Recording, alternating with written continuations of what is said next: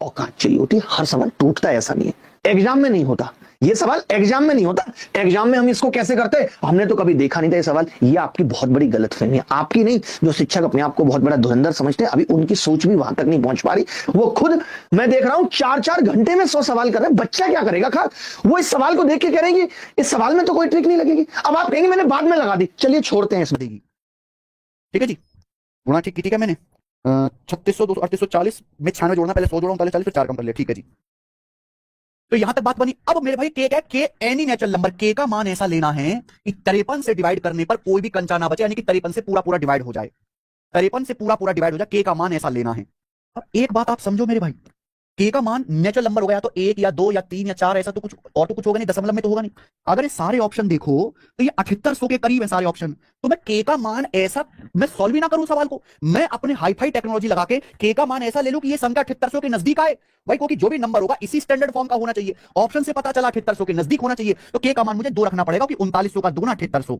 अगर मैं के का मान 2 रखता हूं तो 3900 का दुगुना 7800, 36 का दुगुना 72 और इसमें से 28 करूंगा मेरे भाई, घटाऊंगा, क्या आ जाएगा मेरे भाई 4 और 6 में से 44, 7844 आ जाएगा भैया। ठीक है, बोलो, यानी कि संख्या 7844 है, और 7844 किसके बीच में है, ये चौथा ऑप्शन 7834 और 7। मुझे सवाल भेजा और बोला गुरुजी इन सब सवालों का क्या कोई शॉर्टकट नहीं है। उसने मुझे सवाल पूछा, आरआरबी एनटीपीसी ग्रेजुएट लेवल 2025 में सवाल पूछा गया, ठीक है, ये सवाल है पेपर में। तो मैंने कहा बेटा ऐसा तो कोई सवाल नहीं, इसका शॉर्टकट नहीं है, कुछ ना कुछ तो होगा ही। तो बोला गुरुजी करके बता दो। तो मैंने पढ़ा सवाल कि नंदन के पास कुछ कंचे थे, जब उसने कंचों को 32 बराबर भागों में बांटा तो 4 कंचे शेष रह गए। मैंने इसी लाइन को पढ़ के समझा कि अगर इस संख्या को 32 से भाग करें, इस संख्या को अगर 32 से भाग करें तो रिमाइंडर 4 होगा। इतनी सी बात मुझे समझ आ गई, इतनी सी बात मुझे समझ आ गई कि अगर इस संख्या को 32 से भाग करें रिमाइंडर 4 होगा। लेकिन बच्चे, मैंने ऑप्शन पे देखा तो मैंने कहा ऑप्शन कुछ कुछ गैप पे दिए हुए, लेकिन कोई बहुत ज्यादा गैप पे नहीं है, 7814 10-10 के गैप पे, कोई बहुत गैप नहीं। तो मैंने फिर तो ये हो ही जाना है सवाल, क्योंकि 32 तो एक बहुत बड़ी संख्या है। तो मैंने 7814 को देखा कि ये 32 से कटती है या नहीं कटती।